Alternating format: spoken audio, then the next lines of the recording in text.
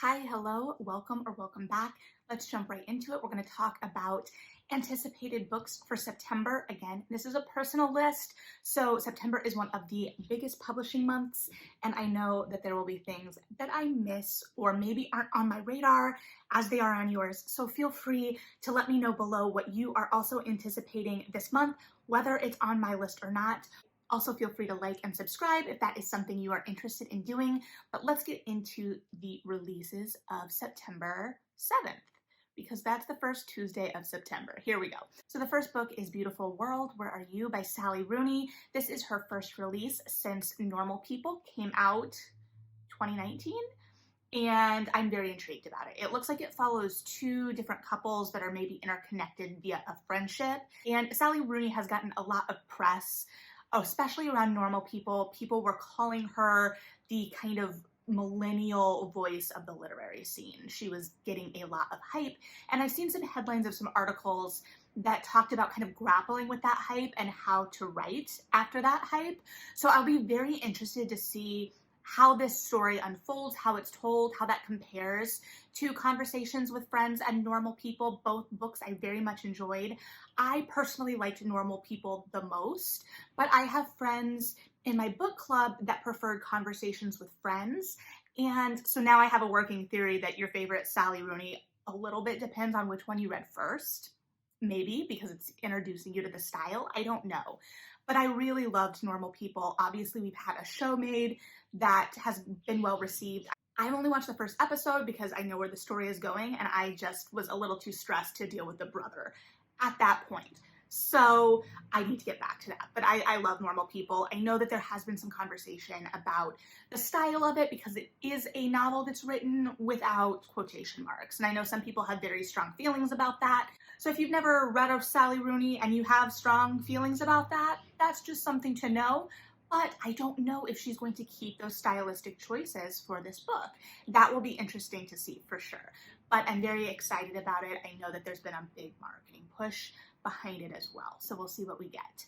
And then another huge release right off the bat is Matrix by Lauren Groff. Lauren Groff being most well known for Fates and Furies and Florida, her short story collection that came out within the last couple of years. And this is a much different novel. I haven't read it yet, but just based on the blurb. So Fates and Furies follows a couple as they go through some things, and we get to see this relationship from both perspectives. Florida is a short story collection that kind of lives in that heat and humidity in a way. And this is a historical fiction novel about a nun during the time of Eleanor of Aquitaine. And so I am so intrigued. I'm so fascinated to see what Lauren Groff is going to do with this. I love historical fiction. I love this kind of historical fiction. Lauren Groff is a fascinating, compelling, lovely literary voice. And I'm interested to see what this is going to be. I think it's going to be a little bit more reflective. I anticipate it being a little bit more description and prose than dialogue heavy, but I don't know. We'll see. I feel like I've seen some physical arc pictures floating around that lead me to believe it's going to be a little bit of a tighter novel. Fates and Furies was, I think, a pretty normal novel length. I don't remember the page count, but it seemed pretty on par. This one looks like it may be sitting more in that 300-ish page, slightly over realm. So we'll see. We'll see how she's telling this story. We obviously know that she can tell a story in a long form or a short form based on her short stories. So that's neither here nor there. I'm just interested to see how the craft all comes together, especially because this is going to be something so different than we've seen from her yet. And then we have another Silvia Moreno Garcia re-release. I'm excited about these because I really love the covers on them, so I want to talk about them. This is Certain Dark Things. This is her vampire novel, and it seems like, based on the cover, it may have a little bit more of a sci-fi bend to that as well. I don't know. I haven't read it yet, but I'm excited to pick it up to add to my collection because I'm really digging the covers that they've done for these re-releases this year. And then we have Portrait of a Scotsman by Evie Dunmore. This is the third in her League of Extraordinary Women series that started with Bringing Down the Duke, which is the only one in the series I've read so far. I haven't read number 2 yet, but I'm very intrigued by this. This is another heroine that is a suffragette, and she has a marriage, according to the blurb, with a business rival, I believe, of her father. And so it feels like it's going to have a little bit of that marriage of convenience, although there may be different circumstances that lead to that marriage, but a little bit of that dynamic. And I'm a sucker for that particular brand of forced proximity, so I'm really intrigued to see how that goes. And she has really strong heroines, and so the banter, at least in Bringing Down the Duke, was really good, so I'm very excited to see what that is. This is also one of the first series I encountered that was part of that trend of trade paperback romances, because this is something that I would be gravitating toward, no question, as well in mass market. So I'm very interested in that trade versus mass market release question still. But I need to finish this series, and with the third one coming out, I can, in theory, just swoop them all at once. So we will see. And then we have September 14th. Okay, no surprise if you have been with me here for a second, but A Dark and Starless Forest by Sarah Hallowell. I am so excited for this book. I have absolutely no distance from this. This is a release from a college friend, but I have also been a fan of Sarah's writing since I don't remember if I read any of her stuff in college, to be completely honest, because I was not in the same major and we hung out in the dorm and yelled at Glee together. But I have obviously since read things from her and I adore her writing. This is a YA release that has a lot of things I really, really love. Really compelling, strong female protagonists, gorgeous prose. That's something that just is a little sinister on the outside, connected with the woods. A weird adult figure that has been around but maybe shouldn't be trusted. It's about a group of siblings who have kind of been raised in isolation and have these powers, and then things get weird and we have to follow our protagonist Derry as she has to figure out what's going on. But if you're a fan of that kind of darker YA, that fantasy that's the real world only weirder, if you want that brand of YA and you want it in Indiana, I'm really excited about this one, and I'm really excited for Sarah, and I'm sure I will talk about it again, so stay tuned. And then another creepy release from this day, although I haven't read it. It looks like it's intending to be creepy, but that is White Smoke by Tiffany D. Jackson. So this, I believe, is her first kind of deviation from straight realistic fiction that has served her really well, and she is a huge name in YA contemporary fiction. So I'm very excited for this one. The comp titles are Shirley Jackson and Get Out. I have read Shirley Jackson. I have not seen Get Out because we discussed that I am a scaredy pants and not good at horror movies. So I am still intending to read this. I do love a haunted house, even if I get a little scared. I'll be interested to see how scary this is because I feel like it's leaning into the scary. I do. We'll see what that is, but it's about a young woman who moves with her mother to this kind of rundown town. They're given a house based on her mother's job, but things are not quite right. So this looks to be a modern spin on a good old-fashioned haunted house story, and I feel like we haven't really gotten a good haunted house story for a second. I could absolutely be missing a lot of titles, but I feel like I haven't seen one kind of grab the attention in the way that this has been for a while. So I'm very, very excited about this one. The cover is absolutely gorgeous, as usual. So I think this will be a perfect fall read. I don't know if I'll save this for October or not. We'll see. And then we have Defy the Night by Bridget Kemmerer. I don't know a whole lot about this one.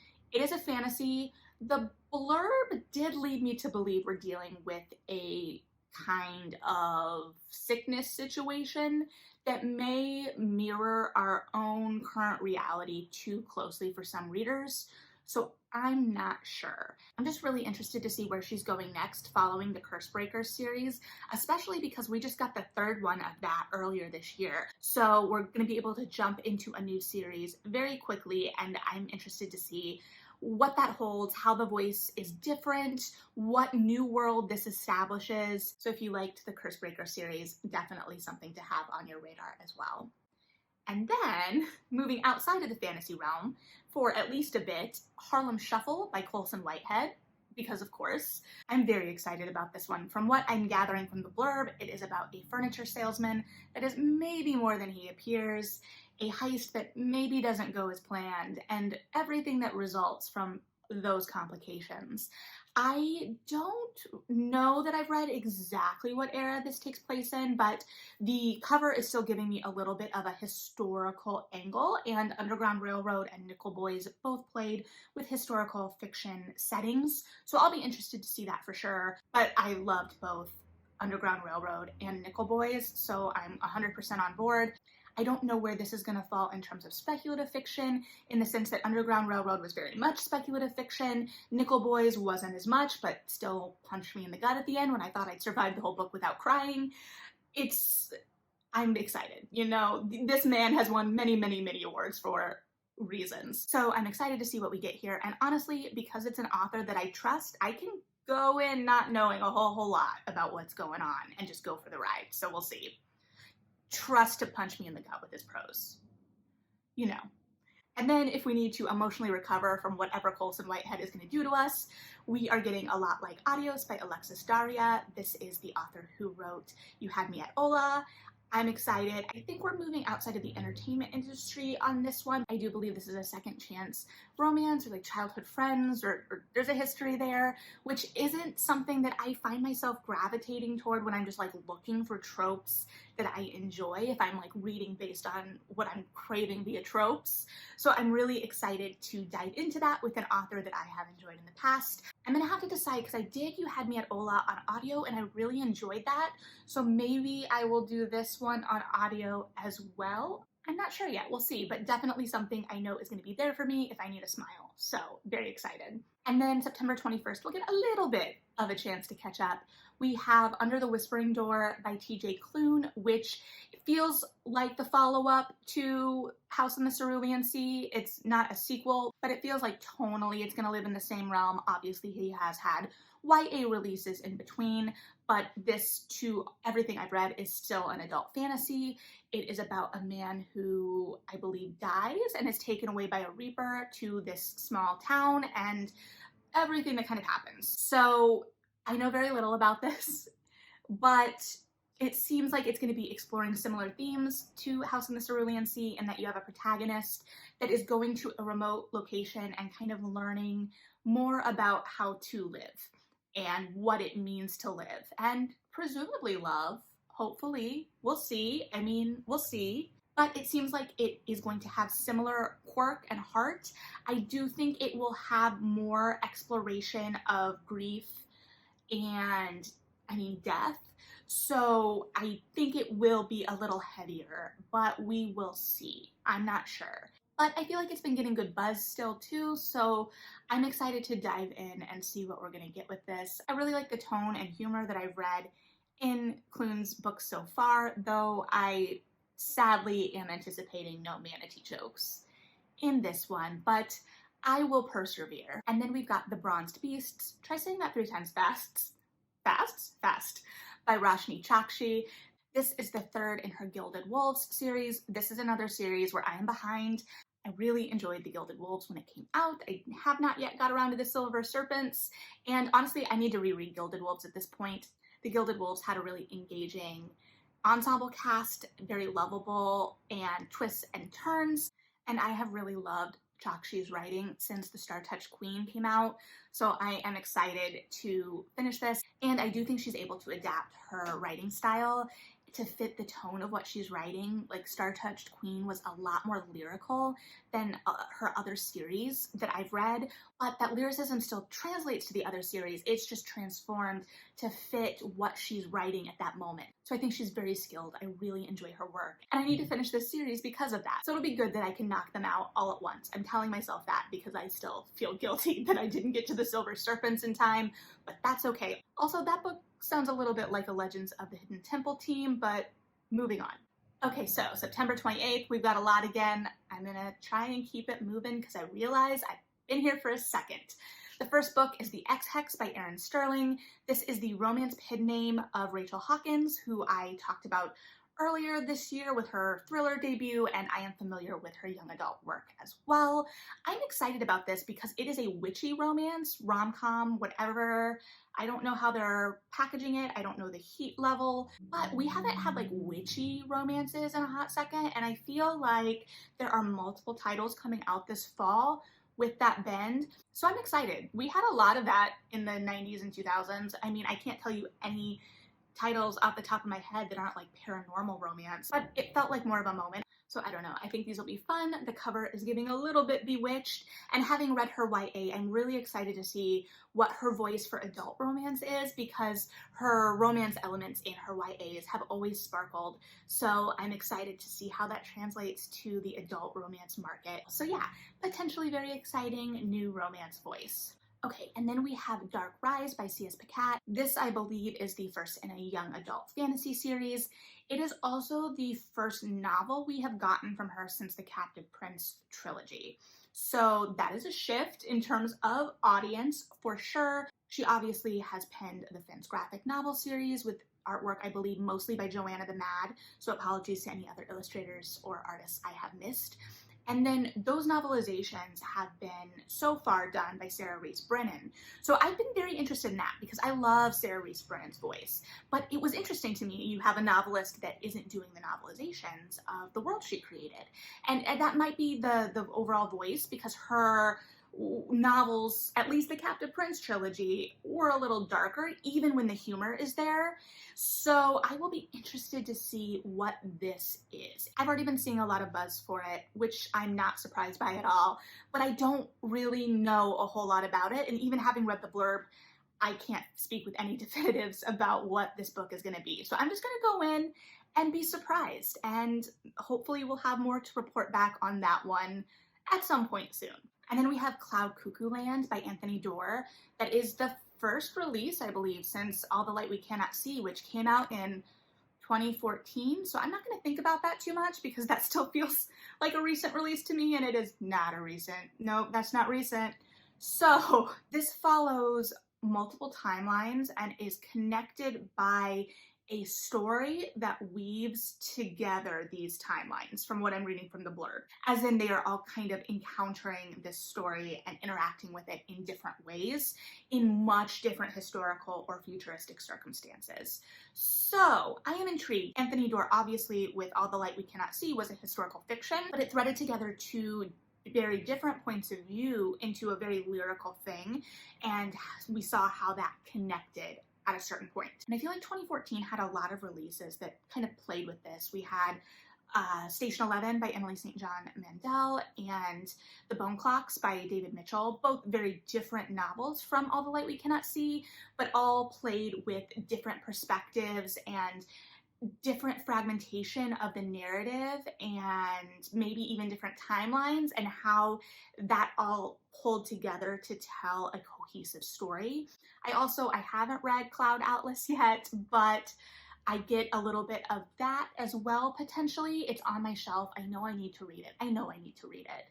And yeah, so I'm very, very intrigued. So it seems like it's going to be doing similar narrative things in the connection of these points of view and these separate narratives, but the subject matter is obviously vastly different than World War II fiction. Obviously, he's been working on this for a second. This is one of the big literary releases from the fall. Honestly, this month we're seeing a lot of them. We've got the Sally Rooney, the Lauren Groff, the Colson Whitehead, and now this one. So an exciting release for sure from a big name that we haven't had a release from for a second.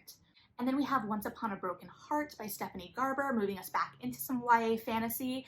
This is a companion novel to the Caraval series about Xhex, and I'm very excited. When I first read the blurb, it took me a second to put it together. I was like, oh, it's her first novel post-Caraval. And like, yes!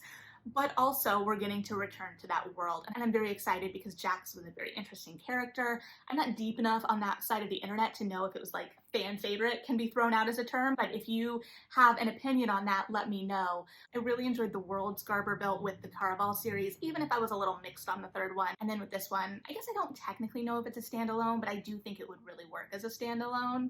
So, I mean, it can work many ways, right? I'm not the writer. There's lots of ways to make this work, but I'm excited about it. I really like the voice of these series, and while I'm excited to see what she's gonna do after these worlds and if that voice translates to different series, how that works, I selfishly am glad that I'm gonna get to spend a little bit more time in this world with this voice. So we'll see what this is. Obviously, it may switch us world-wise. We're not gonna be necessarily in Caraval, so that will change things as well. So a little bit familiar, a little bit new, very excited regardless. And then finally, we have Beasts of Prey by Ayana Gray. This has been getting all kinds of buzz. I've been seeing this all over the book internet. The cover is fantastic. It is a fantasy novel, a YA fantasy novel, and from the blurb I've gathered, it takes place in a world where magic is off the table, or is it? And our heroine has been serving at this zoo of, I think, mythical creatures to pay off a debt, and something happens and she may have more power than realized. And then there is a hero, other protagonist. I'm not really sure how those dynamics are going to play out. And they must go on a quest after a mythical creature, beast, whatever, together to solve a problem, something. I've not dug too deep because I kind of want to go in on this one based on the buzz, which again, it's been getting a lot of great buzz. So I'm excited about that one. We'll see what we get. I'm anticipating lots of twists and turns regardless. So September is a big month. We know September is a big release month. It's that fall pub push season, which honestly, it feels like anymore every month has a lot coming out. And I don't know if that's just me or if that's reality, but there's a lot coming out all the time, it feels like. I never have enough hours in the day to read everything I want to, even when I'm not in a slump. So lots to tackle, lots to get excited about. What are you excited about, whether it's on this list or not? Like I said, there's a lot of titles, so I'm sure I missed things, but let's get excited about these September releases. We're moving into cooler weather, great sweater candle reading weather, which I'm real excited about. It is still very, very hot. It's hot. I had some heat exhaustion symptoms recently and nope. Anyway, thanks for hanging out. I really appreciate you, especially if you made it this far. Consider subscribing if you want to hang out more. Otherwise, have a great one, read something good, and yeah, bye.